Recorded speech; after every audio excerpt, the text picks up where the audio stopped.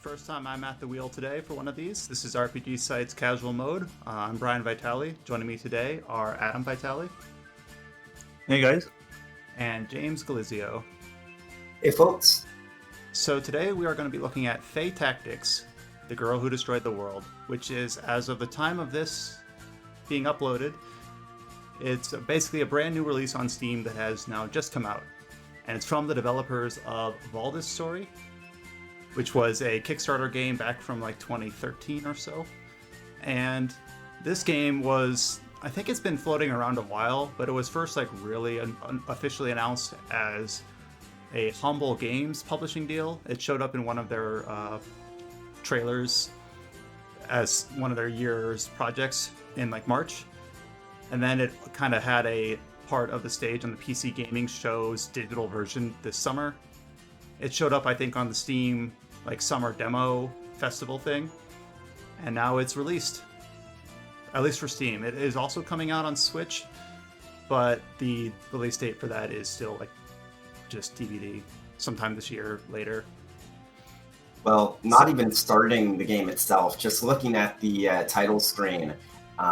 Very interesting art style for the background art. It's very obviously pixel style, and it kind of evokes the same feeling of a title screen for the original PlayStation, something like that. Yeah, it looks like it has like the style of like a PS1 game, GBA game. And yeah, my one problem is that so much of the user interface is pixelated,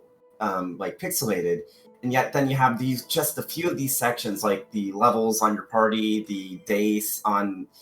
Like some of the user interface doesn't have. It feels like almost the text should be pixelated too. I don't know. Like maybe some of this text here looks almost too clean relative to the art. Yeah. So this is a like tactics style game, which I've actually played a couple of within the last couple months. I was playing Fell Seal, which is very much in the vein of Final Fantasy Tactics. This is also kind of an isometric tactical RPG in the vein of like a Japanese strategy RPG, but a little bit different. So I have a save here that's about like 8 hours into the game or so. I guess to really kick off, I'm just going to go into a battle and then start talking, but this is kind of what the menu screen looks like, and I can go to a bunch of different locations to go to a free battle.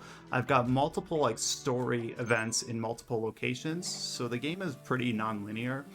I've got like specific party members that I can select. I guess I have 5 total and I pick 3.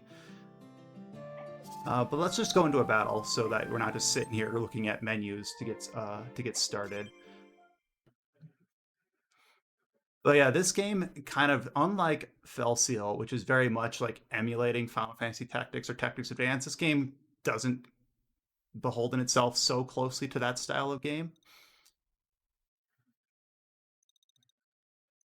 So the general premise is that you play as a girl named Peony, and she is looking for her mother. And Peony is a human who can use magic, which is very rare in this world.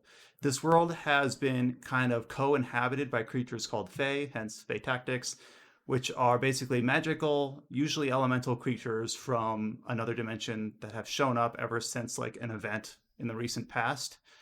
Well, this event here, if you're reading through the text, is basically Fae creatures are kind of being hunted in the name of self-preservation of the human race. And obviously not everyone is in agreement on that.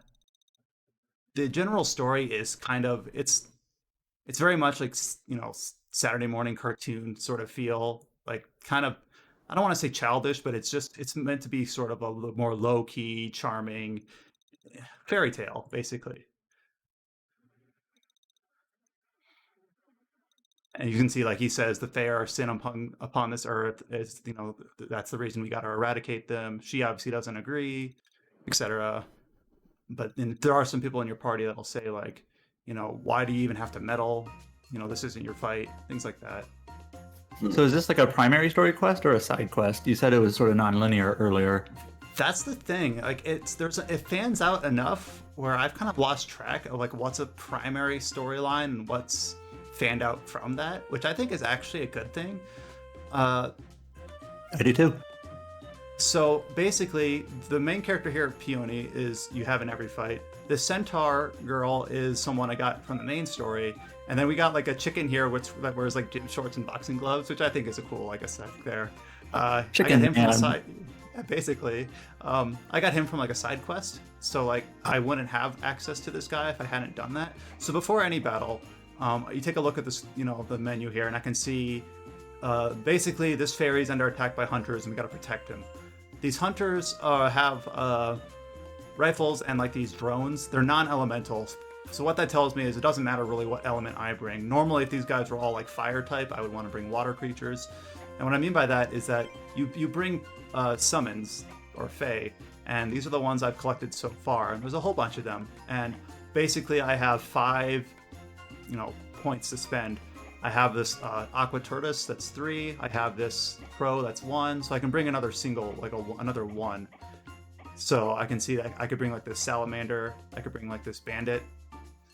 I'm gonna bring this horned squirrel. So it's kind of like got this little Pokemon or monster catching aspect to it.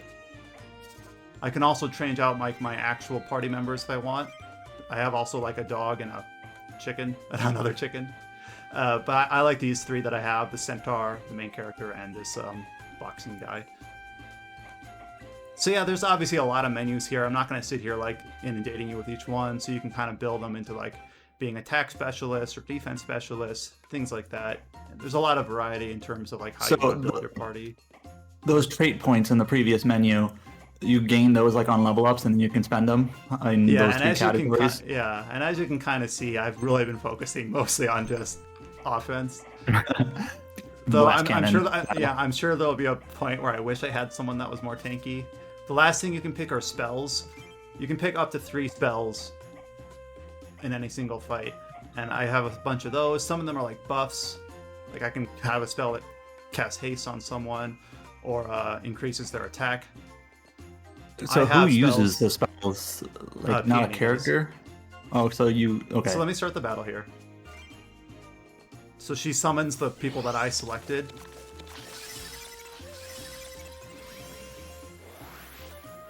So the battles are divided into rounds. So this is round 1, and basically you can see the turn order down here. You have your 3 leader characters, and then anyone that you summoned. So you can summon like up to 3 people, or you could summon just 1 person if it was like or I guess you could summon none too. I noticed the animations are going pretty fast. Are you like on like a turbo mode? Yeah, so there's 2 battle speed options, just standard speed or quick. Yeah. I assume you just eventually, once you get used to things, you just keep it on the battle speed ×2 the whole time. It's the sort of thing where at normal speed, once you get used to speed 2, it just feels really slow. So I'm going to keep it at speed 2.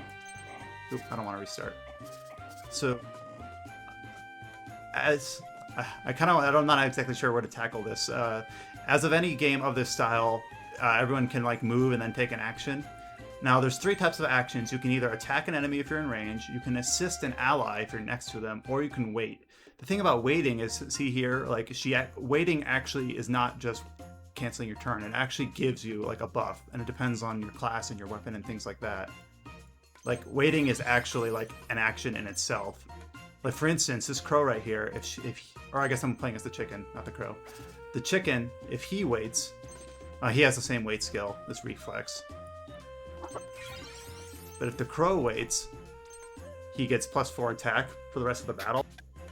So he can kind of like ramp up. Like he can sit here in the back and just wait a bunch and like ramp up his attack and then come out later. And I just realized I put these 2 characters next to this mushroom, which I actually don't want to do. So I'm going to restart real quick. So that mushroom what does the mushroom do? Yeah, that mushroom every turn will damage anyone near it. And I was just demoing the movement stuff, and I didn't mean to actually do that.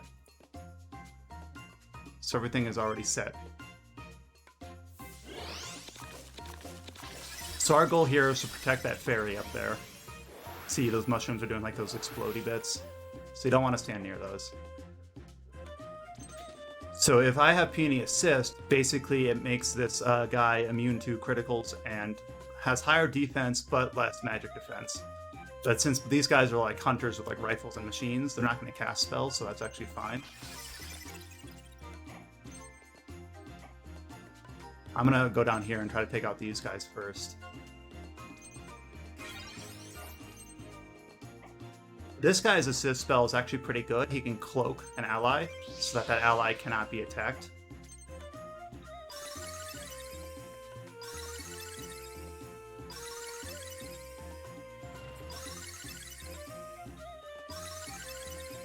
The Centaur is actually pretty good because she has ranged attacks.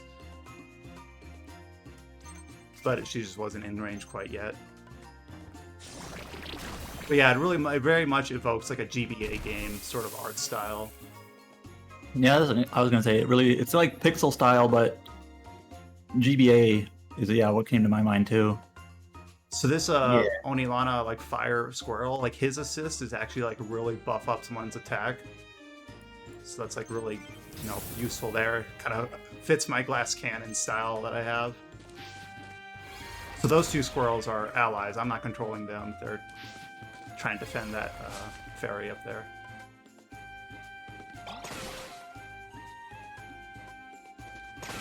They're not doing very hot. Oh no! Yeah, they just both got sniped. I actually really like this turtle. So every type of creature has like different abilities. Like for instance, this one can swim, and if you put him in water, he has all those buffs. But not everyone can swim. He fires from range, which means he does more damage to anything that's flying. And then this is especially good. He heals anyone near him every turn. So he's very much like an anchor to the party. So I kind of keep him like centered around my party. And then his weight skill actually protects anyone near him. He like takes damage for them. So he's kind of very much like not... I make everyone else a glass cannon, and then I just bring that guy and be like, he'll take care of everything else. The turtle is good for turtling strategies. Yeah. So now I'm going to actually start like trying to damage. So I will deal about half of his health, but he has a 50% chance of basically getting a buff if I hit him. He got the buff, which he basically increases attack. He's now angry.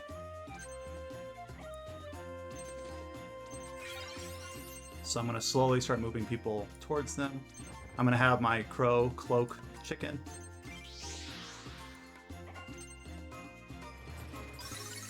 That actually might be good. That guy might actually take damage from the mushrooms. Alright, if you didn't see what happened there... Oh, that's actually not good. Alright, that was a lot to take in. So that guy attacked my main character, who then got shielded by the turtle, then who counterattacked and killed the guy, who then exploded and blew up. So this game kind of has this really snappy flow to it, which sometimes something like that can happen and ends up being like a daisy chain of abilities that you're not 100% sure what happened.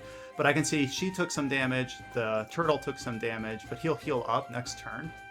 And as you can see, he's pretty slow. He'll go last this round, which is kind of good because he can kind of make sure everyone's topped off and healed. So right now it's my centaur's turn, and she can attack from range. So she can finish off this soldier guy right here. So I'm just going to have her do. Well, actually, she didn't finish her off, but the main character actually followed up and did it for me. So now I'm learning, basically, through that right there, that these robot dudes will explode upon death, so I have to be careful when trying to finish them off. So now it's the squirrel's turn. So here, this guy is now in a down state. Basically, in 3 turns, he will come back up unless I can hit him 4 times. That's what that's telling me. So basically, he is not a threat, but I can't just ignore him. So you kind of want to say, like, do I focus on these guys next, or do I take this guy out? I'm going to focus on this guy because I can kill him in 1 hit, and he's not near any of my allies to damage them.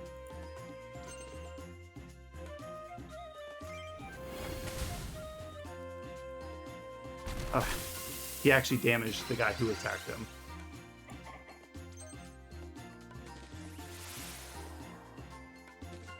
So I have to hope that that fairy over there kind of pulled out for a bit. So now it's my turtle's turn, and everyone's actually doing pretty good on health. So I'm just going to move him closer and have him do his protect.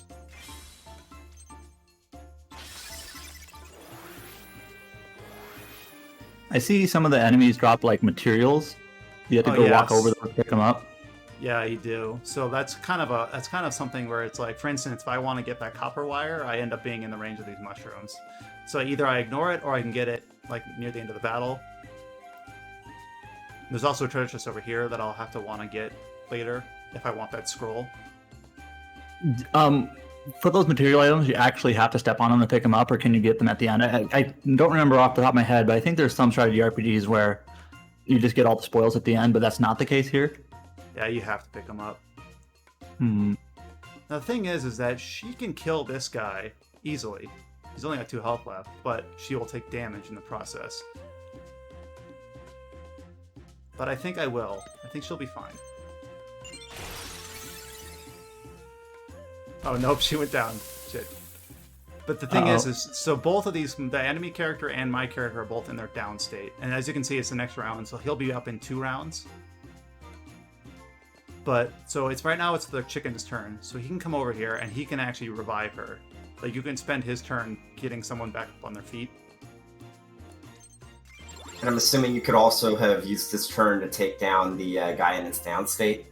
Yeah. Now, the thing is that your leader characters, like your party members, will go down like that, but your summons will not. Like, for instance, if this crow's HP went to 0, he would be dead. He'd be gone. So that's kind of like, so one way you can kind of play like living on the edge is that you can have your leader characters go out, and if they go down, you can always pick them back up, but your summons can't. Just to make sure, is there like permadeath? Like if your crow dies, is he gone for good or just for the battle? No, the summons you keep. They're like Pokemon, like fainting. Okay, sure. Just making sure. So one of the things, so this chicken guy has a lot of different buffs, and I'm not going to go through all of them, but one of the main things is melee. Anyone that is a melee can combo into like a team attack. So since he is standing next to this guy, if I have my crow attack him, he will follow up. And I know that he attacks 3 times. I don't know if that's listed on here anywhere, but I just know that he punches 3 times. So my crow will hit him once, and then he should follow up 3 times, and that's the 4 hits I need to finish this guy off. So basically, I took out his 4 like down health, so now he's gone, and he dropped a pickup. Thanks, Chicken Man. Yeah, he's a really good character. So he's an optional character. So I don't know if he's like overtuned or what. So now I'm gonna start slowly coming up and seeing if I can take out those 2 hunters before he takes out that the fairy up there. Yeah, to be honest, it feels like you barely have moved, even though you've taken out a few guys.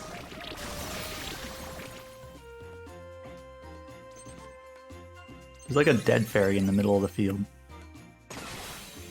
Yeah, I think he's just environment art. So every character has, well, not every character, but some characters will have an HP pool, then also like a barrier pool. Let's see, I think like this fairy does. What this actually reminds me of most is Divinity Original Sin 2, where they have a lot of characters have a magic shield. And that magic shield basically makes you far more tanky than having the health, because it takes more damage from like magic than it does physical attacks, which these guys actually aren't that good at. So I bet you if I actually did nothing, this guy would actually be fine, because I don't think that those 2 could actually pierce through his armor very well.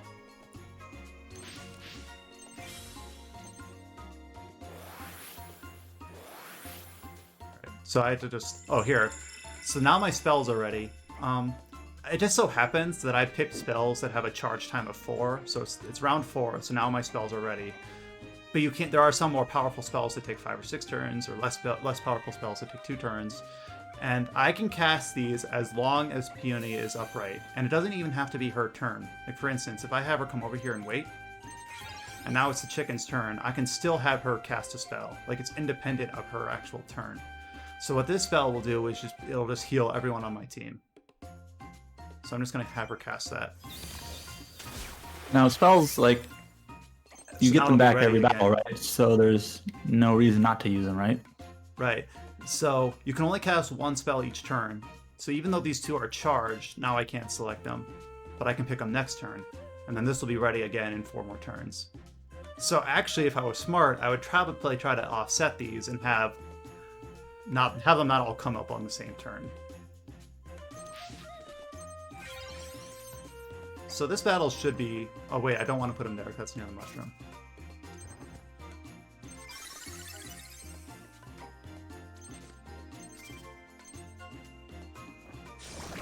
See, she can take care of himself or herself. I do want to make sure to I get can't, that treasure. I can't tell if that fairy is male or female. Fairy Adjudicator. It's female.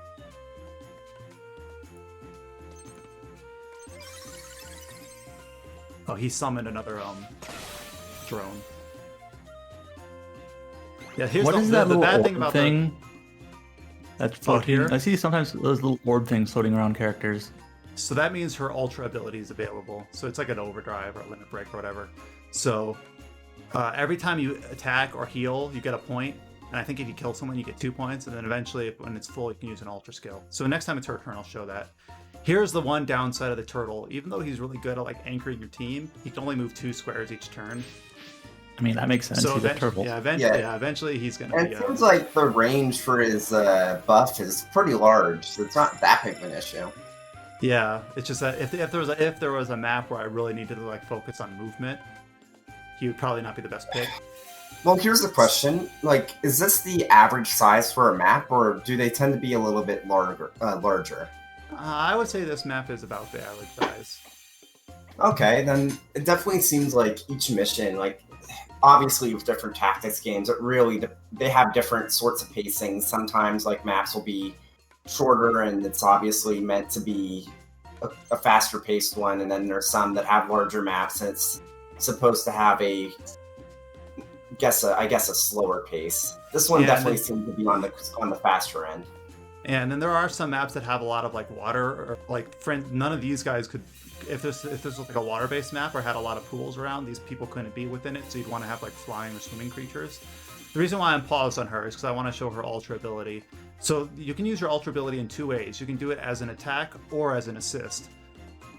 So she's not in range to attack anyone, but if I wanted to, I could have her assist this character, and it would increase. It's basically, this is a different from her normal assist. So this is like her ultra assist. But I don't actually think that that's good to waste her ultra on just that buff. So if I have her just wait, so I can just have her hold on to it for next turn. So this guy's ultra is stronger, but as you can see, he needs way more points to get it charged up.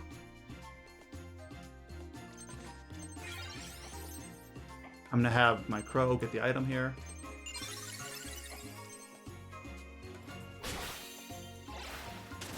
So again, what happened there was the drone attacked my character, my turtle did his guard ability, and then countered and killed it. So, but then it blew up and damaged her anyway. So you do have to kind of keep in mind like all those different like reaction abilities, so that you don't end up damaging something you don't. Oh, now this. Sorry to interrupt myself, but this guy's doing her ultra ability. She took out one of them and weakened the other.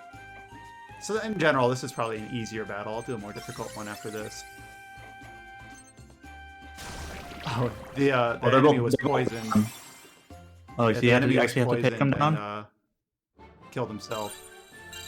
Oh, okay, so even if they're down, but there's no one active, you win. Yeah. So every single person, including your 3 leaders and your 3 summons, all have their own individual levels. And then whoever does the best gets an extra bonus. And here are all the materials that I got, including the scroll that I got from the chest. So I know that was a lot at once, but I think that's still better than just sitting in the menus and explaining it all before going in right away.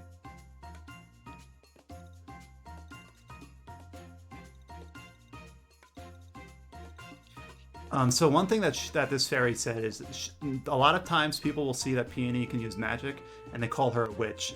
Now, the game hasn't explained it yet, but she really doesn't like being called a witch. And I don't know if it's a racist thing, or I don't know if it's she has her magic abilities from, through a different manner or what, but she kind of bristles whenever anyone directly calls her that. So there's something about how the text shows up that's a little bit weird. It's like whole words at a time. I don't know. Just a random observation, like stamps or something, you know? All right, so I can basically go back into the forest to do another battle, and what that sword means is that it's one battle. Or some of these, like for instance, this right here would be 2 in a row and then a boss fight. Oh, man. Yeah, this would also be Oh, 2. I see.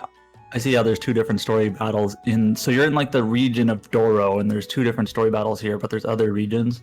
And I see they're on the right hand side of your screen. And then I could go to these areas to do a free battle if I wanted. This is the one I was in, and the last region is here, has another single story battle. I'm not 100% sure what this like chapter 1 marker is, because these are marked as 1. I don't know if that's difficulty. And then this is marked as 3, so I don't know if this would be a lot harder. But if I go into my party and I go to like my chicken guy, gotta go here. Peachon. So, these are the sorts of things you have when customizing your leaders. So obviously you have the points, and I gained a point that last battle because he was the MVP, and I could put it to buff his HP. I could buff his damage even more with my glass cannon style here. The scrolls that I picked up is like your accessory. So MB is barrier. I don't know if it's mana barrier or magic barrier or whatever, but basically this guy can just drain through anyone that has a shield because of this scroll that I've given him. But I can also give him a scroll that gives him more HP or more barrier himself, resistance to a barrier, things like that. And then he also has different equipment that I can give him. I only have 2 right now. The thing is that it's not like just pure, you get an upgrade to your weapon and it's stronger. It's got a different, like this one changes what his skills are, and this one makes him a fire element and gives him the triple hit. But it changes what his skills are. So if I was in a battle that was dealing with a bunch of fire monsters, I probably wouldn't want to use this. I'd want to come in here and swap out. And the same is true for like my centaur. So this one, basically, whenever she hits anyone, she lowers their defense, or I can give her one that gives her different abilities. So this all depends on like what the battle requires and how you want to use them, things like that. What else do I want to show? I mean, honestly, you've been doing a lot of explaining, but not a lot of playing. Just do some playing. Just play a battle. Right. Well, let me do this. Let me do these 2 fights in a row in this level, chapter 3 or level 3. So this might be more difficult. So this is a completely different story branch, because I was doing the story branch in the forest area, then I changed regions to the desert area. So before I start the fight, I can see that many of these monsters are fire type, and that's weak to water and strong against grass. So what I'm going to do is I'm going to change my summons out. Well, actually this turtle is already water, so he's good. But I might take out these 2 people and try to get another water type. Not sure which ones I want to pick though. This guy's ice type. Right there it says what type he is. Or right down here. I'll bring this guy, the witch. Well, he's a lower level. She is a lower level.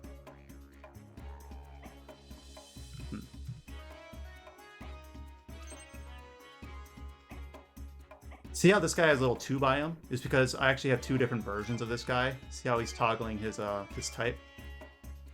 The thing is that I don't want to bring him as a grass type because he'll probably die instantly if he's attacked. I'll just bring the crow again. The crow is kind of like generally useful. Arcane doesn't have any weaknesses, but also doesn't have any strengths, so it's kind of like a neutral element. All right, and none of my people are. Well, actually, ice is weak against fire as well. So as you can see, Peony right now is ice type. So I'm gonna go change her weapon so that she also becomes arcane. See that? So her element will also change with her weapon. So now no one I have is weak to fire. So I should be good now. Alright, so this battle I guess doesn't have, this must be more of a side quest because it doesn't actually have any dialogue to start the fight.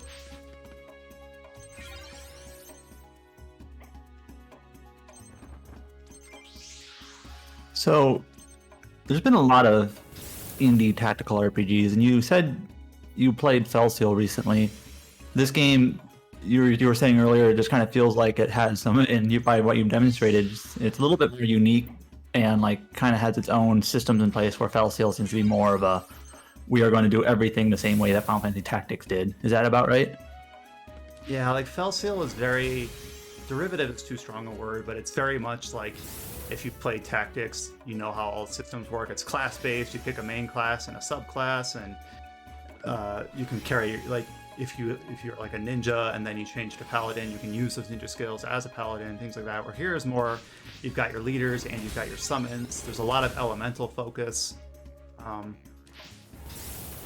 There's a lot of like character building in terms of what weapon do you equip, what scroll do you equip. Each of these creatures has their own like buffs. Like, so I'm bringing this turtle, even though there's no water around, just for his pure like regenerative abilities. Okay. How do you get more? Like, how do you get the summons? The Fae. As far as I can tell, they're random. Where it's like, if I kill these guys, I've already got the salamander and I've already got the fire squirrel, so they won't drop it. But I don't have a fire troll or ember troll, so I think when I kill this guy, I have a chance of recruiting him. I think is how it works. See how I'm gonna crit? Right now I'm playing as this like How about water you panda. actually play and stop talking and start playing? Just play and explain at the same time.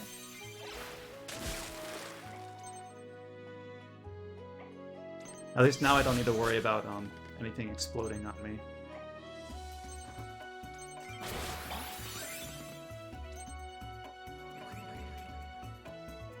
It's always kind of hard to tell when you're trying to watch someone else play and also like hear them talk about a game. But I really like the soundtrack in this game so far. Yeah, it's nice. I think and, if I get to a done by, boss fight, it's got a cool theme to it. I think the soundtrack was done by Hyperduck, and they've done quite a few indie games. I don't know if you just saw, but my turtle just died, and he's supposed to be like the anchor of my team. So does every battle have like a unit you're supposed to protect? Like right now, there's like that. I don't know what it is. There's that. They were fighting up there. I don't know. No, so I they're think not they're all healing. I against think they're you. healing each other. Oh, okay. I thought they were battling each other. My mistake. Oh, I see how all the enemy units have like a little like red, like diffuse circle on them to kind of indicate they're enemies, and your guys have a blue one. Yeah, this troll is actually like really powerful. Because he has a 61% chance of countering. And he's about to get his ultra ability, which is rough. Well, didn't this battle have like a 3 next to it? Maybe that was a difficulty rank. Yeah. Here, I think I'm going to risk this because my crow will crit, and then my chicken, since he's going to combo into it because he's a melee type, I'm hoping that'll finish him off. See? But the thing is that any one of his allies can come pick him up. Like that guy just did, that bastard. But here, again, I'm going to have my ranged centaur finish him off again. And then hopefully he'll counter again. Or, sorry, combo again.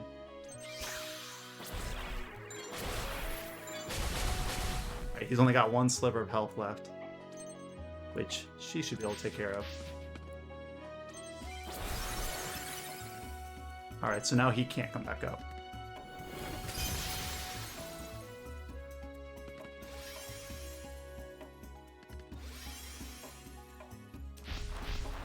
Yeah, they're buffing each other back there is what they're doing. Oh, now my crow's dead. So yeah, this is much harder fight than before.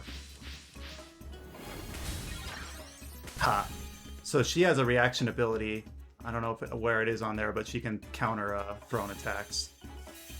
This panda is gonna take care of that guy.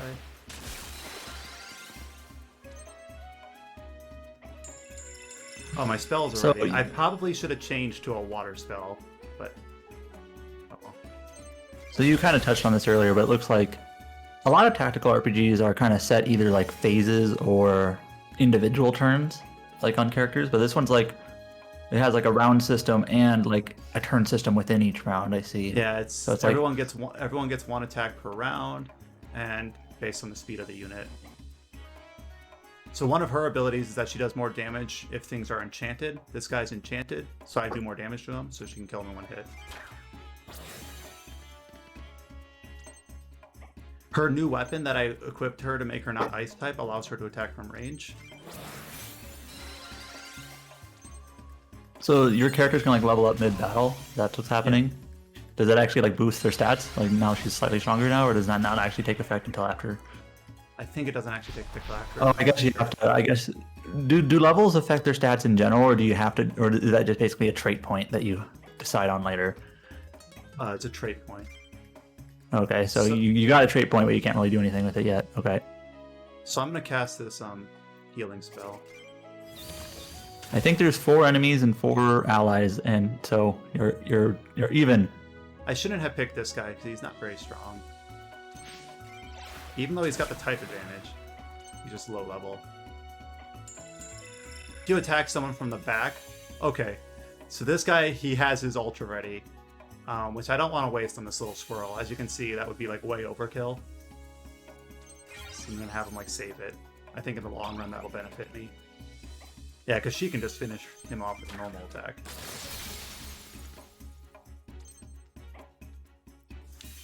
Okay, her attack is actually kind of interesting because her ultra ability, I pick a target, but then as you can see, it'll like splash around her, so she'll actually take both of them out.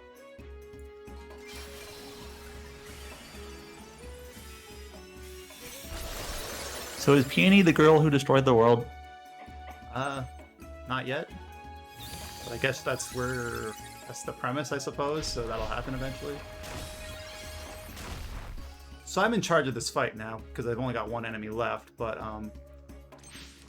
I lost 2 of my summons, so basically I'm going to get less EXP and bonuses from the victory screen. Now, do you want to get that chest before you beat this guy? Yeah, I'm going to try to do that.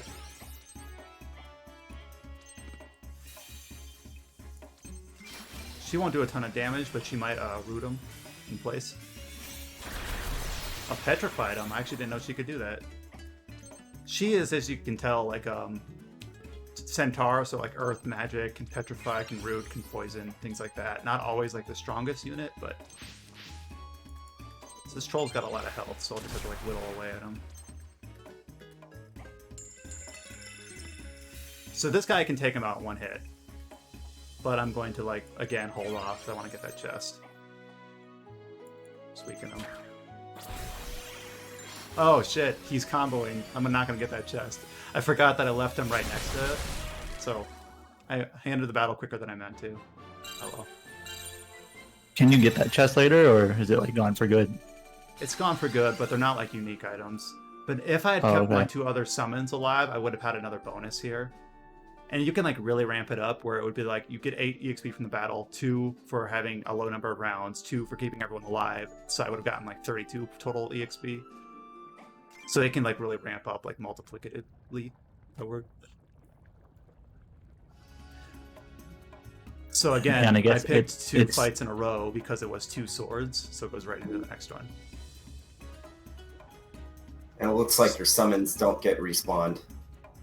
Well, they will respawn at the start of the battle, but I'm looking at the map and it's mostly a fire type with a few grass type in there, but these weak squirrels I'm not really worried about. This is a new creature I haven't seen before, that Phoenix or whatever that is. Oh, I should have changed my spells. I'm actually going to do that real quick. So the game is pretty lenient, where I can just click retry, and it'll take me back to the... Oh, that's good, because I know in some games like that, if you have to retry, it'll have you retry at the beginning of the like segment of battles. So if it's like multiple in a row, it'll have you start from the very beginning. So basically, I'm swapping out my grass spell for a water spell. Sometimes games don't even have a retry option, and it's just like, hey, if you want to retry, you have to like force yourself to lose, and it's just kind of tedious. That's one thing I really like about Utoido no Mono, another tactical RPG, is that you can basically rewind to any turn at any time, which is nice. So I'm gonna like try to keep my group together, not let them get spread out.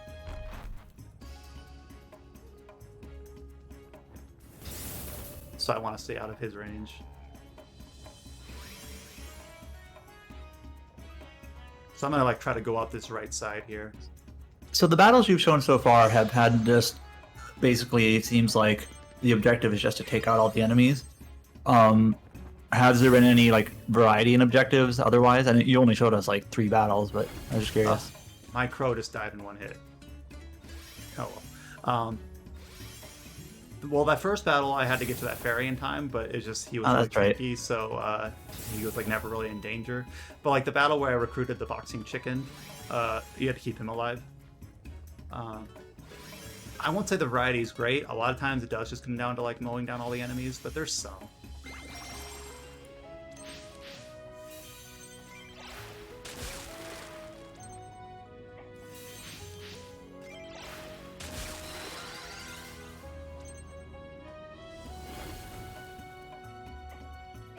Alright, so there's a lot of enemies balled up over here.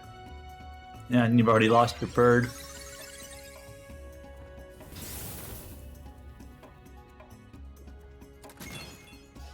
Is that gremlin just gonna keep firing the cannon at nothing? I think like once you get like close enough to them, they come off of it and like charge at you. That Phoenix actually doesn't have a ton of health.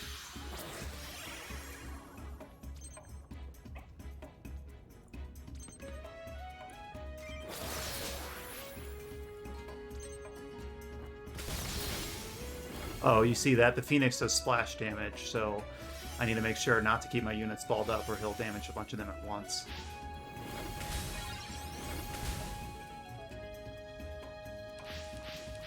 I'm actually kind of being like pincered, so that helps. Nice bait. Yeah, I have her set up to be like kind of a... You hope she evades, and if she doesn't evade, you hope she does that counter ability where she throws back. Because if she doesn't do either of those things, she's probably going to die really quick. I'm just going to have him do his protection thing. Alright. I think I'm actually going to just keep this guy back for now.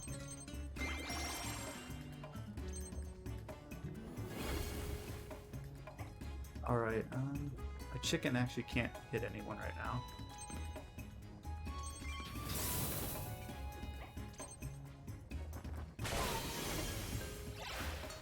So my turtle took the damage, but missed on his counter.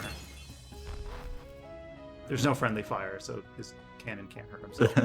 That doesn't make sense. That cannonball should hurt that squirrel. Right. She can now take out the Phoenix, which I'm gonna have her do. Alright, so the Phoenix counts as a leader, so he could be brought back. What does leader mean? Oh. Oh, actually, no, this is a different mechanic, because normally it's a yellow health bar and like a turn number. Now he's a Phoenix egg. I guess he is a Phoenix. That's what they do. So I think it's like a second health bar where I have to take out that egg before he comes back. At least those troll things are just sitting up there. Oh, so Phoenixes are interesting. I think the salamander like hatched the egg or something.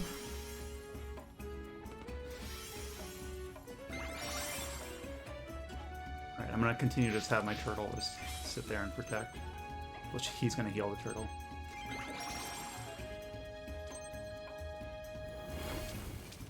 Did that guy just? So now I got my water spell available, so I can like cast this and see it's like a cross. I can take out two of these guys. I'm gonna try to take out those two. Okay, didn't quite take them both out, but now she can take out, or sorry, this guy can take out the egg. All right, so now that Phoenix is not coming back. All right, she is down. I need to get her up. This gremlin is an idiot. Just yeah, he's not really back there, much. Shooting a cannon at nothing. My turtle's doing his best, trying to keep people alive. All right, my centaur can take out one of them. I don't know which one I should take out. Well, I'm like looking at the turn order. Like, is there a turn that you can avoid? No, all five of these guys are going to go at once. Take out this guy because he's at full health.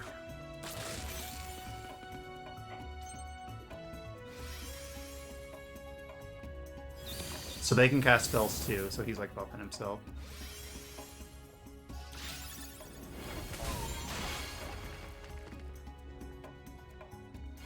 Alright, so they're trying to take him, or take Peony out. Oh, my turtle died in one of those attacks.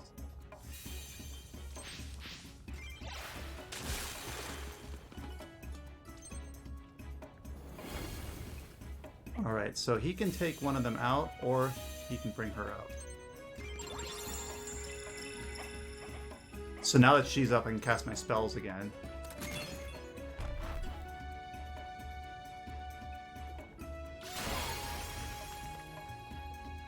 Alright, I don't know if this earth spell is actually going to be useful.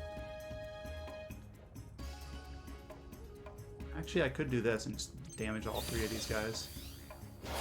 So I got one of them. That's pretty good.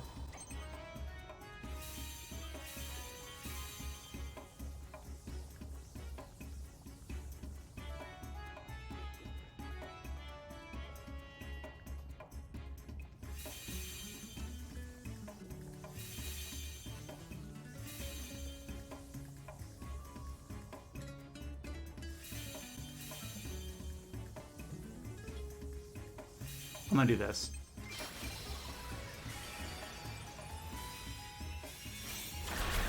Good, I petrified them. That's what I was hoping to do.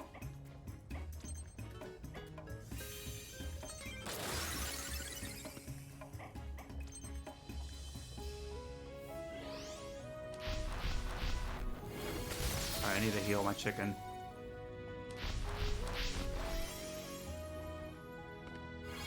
Oh, he died. Shit.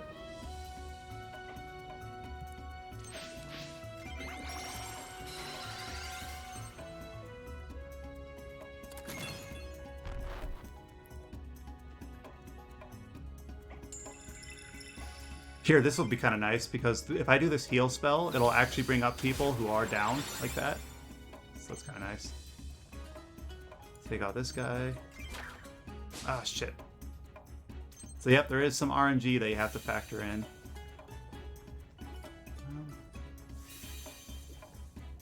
Oh, since she has a ranged attack, I'm going to have my chicken get close and damage this guy. And then she'll be able to attack from range behind him, and then he should combo. Yeah. And hopefully that squirrel doesn't just pick him right back up.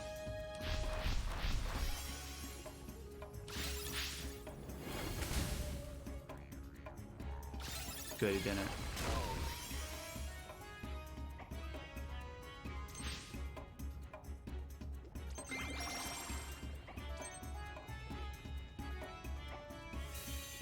Alright, again, this guy's Ultra is ready.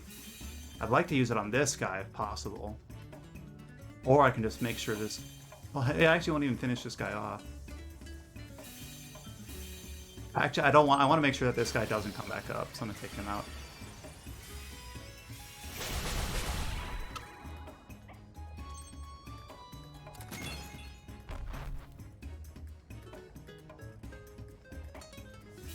Alright, that was a little bit playing conservatively, just making sure that that guy can't stand back up.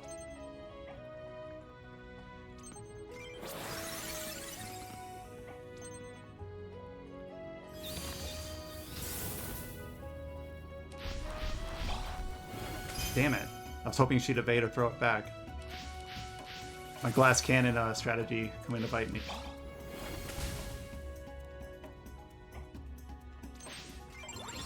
But the thing is that panda character, this person, is actually a healer, so he was able to bring her back up to full health.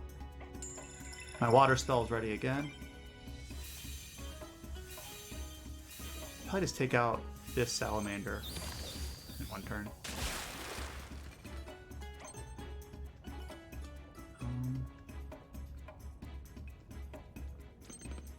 Again, my strategy here is to keep this guy next to the enemy so that he can follow up with combo attacks on my other people's turns. Because she can attack from range, and then he'll follow up, and that should finish that guy off.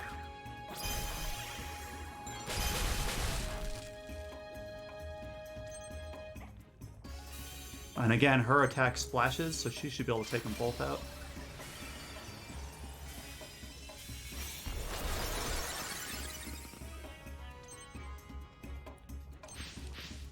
And now just one more to take care of. Oh, I almost forgot about that guy.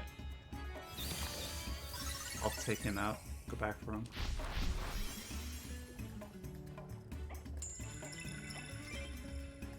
Oh, cool. I can use this spell to take out the gremlin.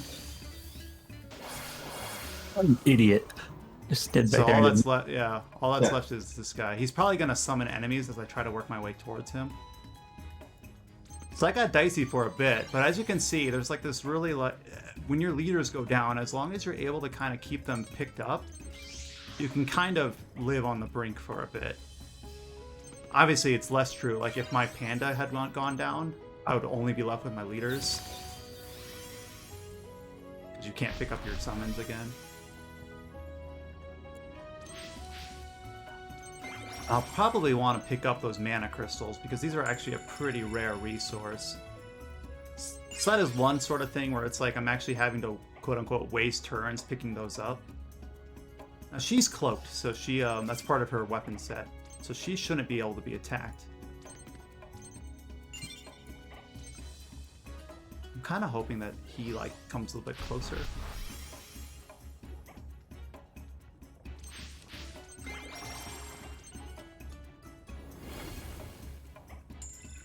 Heal spell. Why not? Just get my team topped up. Picking up like strawberries or whatever is just healing you while on the field.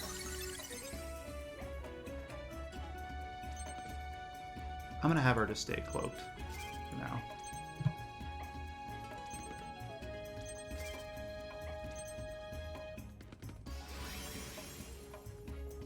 So that guy summoned a squirrel, so the squirrel can boost him. And he's summoning another thing. Yeah. I'm actually curious though, because I know you can use the cannons, but I've never really done it since. But if this guy like hops forward like one more spot, he might be in range. Oh, I can use my water spell again. I guess I can just take out this guy. So I don't have to, damn it. RNG.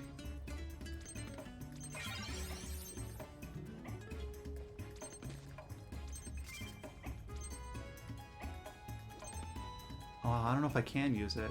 I thought you could. Be able to sit exactly behind it. Yeah, that's what I'm hoping for. All right, this could be pretty fun.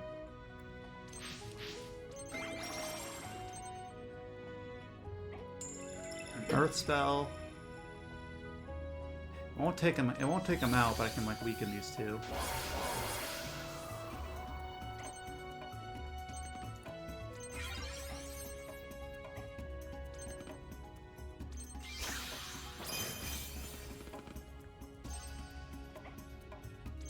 Let's see if this works. Oh yeah. Now that guy had like 100 barrier, so that actually helped a lot. Still looks like he has a lot of health left, but he now has 0 out of 143 barrier. So did that cloaked hooded thing see through that person's cloak, or did the cloak go away for some reason? It went away because she attacked last turn. Oh, okay. I missed that. Alright, so right now it's my Panda's turn. Panda is more of a support unit. Or I keep calling him Panda, but I'm not exactly sure what he's supposed to be.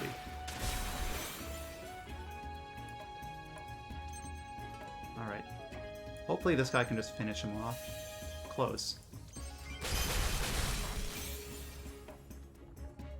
And since that troll is the last leader unit, this will actually finish the battle.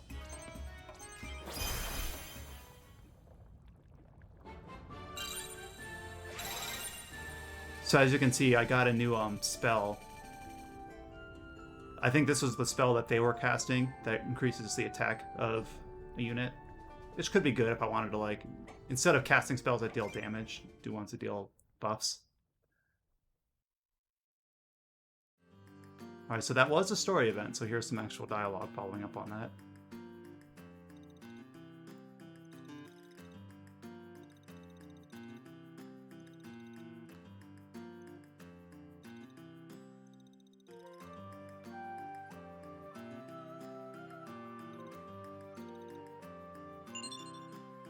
So you do a side quest and you get, new talismans, new spells, new summons.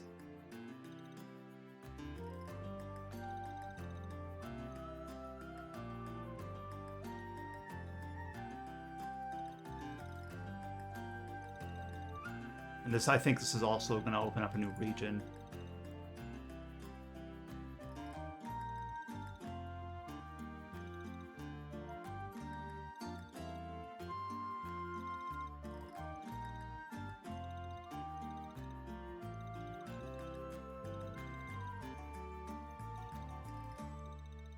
So this game doesn't have like too in-depth of a story, but I think it has a lot of moving parts, especially in the fact that it's so non-linear in terms of what regions you want to deal with the story events in and what order. And then obviously you see them talking about, each region's different problems and how they all interconnect.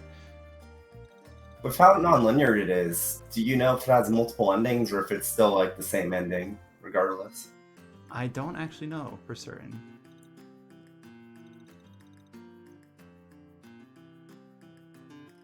And you can again see that she doesn't like being called a witch because people are really like prejudiced against them. They don't trust humans that can use magic.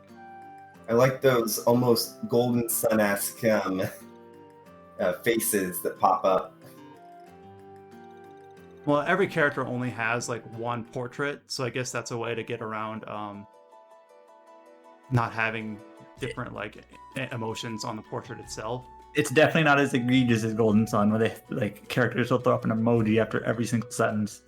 So that was in the Ashen Plains, so I guess now it follows up with a single story battle, but if I wanted to, I could go to like this other region and do this instead, or I could follow up on those hunters in this region. So I think it's really kind of cool that it's so open-ended in terms of, I guess I can't really judge it until you follow them through to, like, you might just learn that all of these just funnel to the same point anyway. Yeah, I read up on the game a bit as you've been playing it, and apparently they're saying that it's like 60 hours plus long, so that's a lot of content. And I'm curious about the day counter in the upper right. So is there certain events that you can only see during certain days, maybe? Well, I know the day of the week. It might sound a little bit silly, but if I go to my summons, some of them say like they do better on let's see if I can hopefully find one. Like there's some that say like we'll have boosted stats on here. So this Gremlin Thief will have various boosts on Wednesday. So if you really want to micromanage, I could be like, oh look, it's Wednesday. If I go to a battle, I better summon my Gremlin Thief. Usually I find that making sure your element advantage pays off more than that. As for the actual day counter, I'm not certain. I think some of the Fae Tactics games also have like a counter for like days or how long you've been out, and it honestly doesn't really do anything other than like just counts up just to kind of tell you how long you've been playing. It could just be something that they added because it was in like Final Fantasy Tactics that you're saying. So if you didn't see that, I clicked this devices tab where all those materials that I've been picking up you can use to craft things. And like this one I focused on first because it just boosts purely the XP gain. But like here, like this one, if I can find a whole bunch more of these copper wires, I can get +1 to my summon capacity, which would be really good. This one was really cheap, just makes the berries more effective. So like different passive bonuses that you can craft. Oh, I can actually craft this.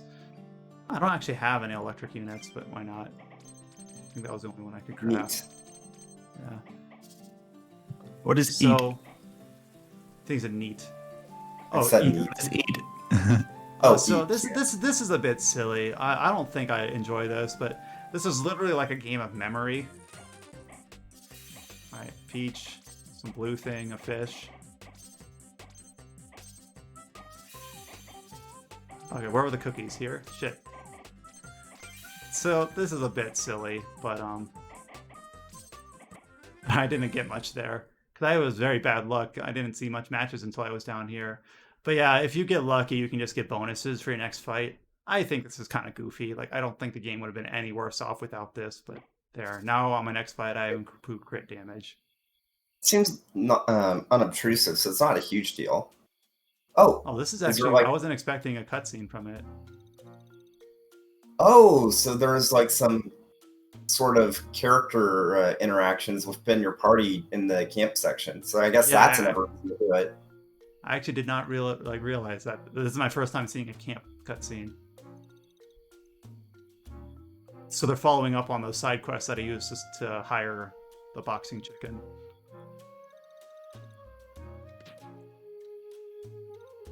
And he's like the typical like hot-headed, you know, competitor sort of thing. And she's very much like a mellow, in tune with nature centaur character.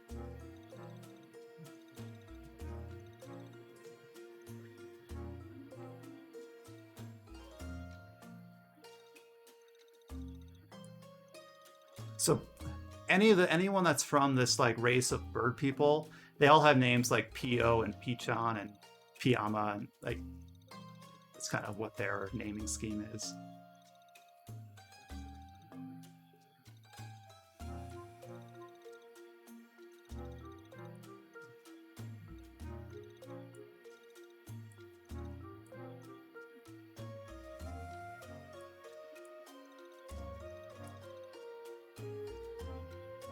Because that little bluebird over there by the campfire is also the same race.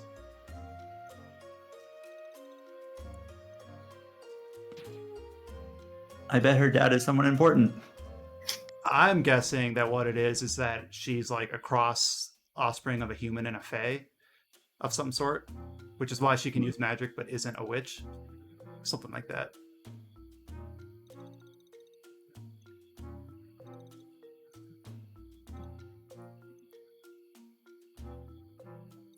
So yeah, this isn't going to be your like Ivalice deep, super nuanced political story, but it's just like a fun little fairy tale. Like, you kind of have to be in the right mindset for it. It's got enough moving parts. Go ahead. The Chicken Man's dialogue seemed like very direct and to the point. I don't know if that was sort of just his character writing style, or if that's just kind of like the whole game writing style. But I think the whole game is kind of like that, where everything's kind of stated like bluntly, which I think is fine.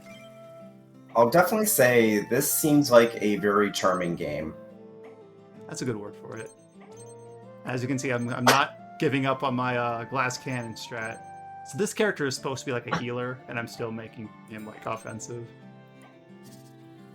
But yeah, that is what this game is like. And like, if I wanted to get more materials, I could just do like these free battles. Or I could just continue like these different story elements that I want to do, or that have different like leads about where they're leading the story. And then I'm guessing some of these you'd pick up more characters that have more leaders to pick from. But I don't know which one's which. Like, if I had not spent enough time in the desert, I probably wouldn't have picked up the chicken guy, who has been like he's been like the MVP so far. So I guess different people are going to play through this game and almost have like different experiences depending on which stories they do first and second. So this is in the water like area, like the marshlands.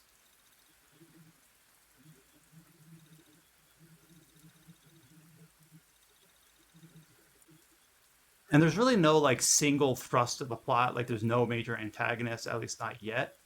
Except for the fact that like Fae are being hunted, but in some instances there are like bad Fae, like that kind of legitimize those people that think that they all need to be eradicated, things like that. I'm guessing it'll start to funnel together as like the different threads, end up knotting together. Like I said, I'm about 9 hours in. I don't really have a good feel outside of James saying that this is supposedly a really long game. I don't have a good feel for like how far into the story I'm at. It doesn't feel like it's really crested yet or even come close.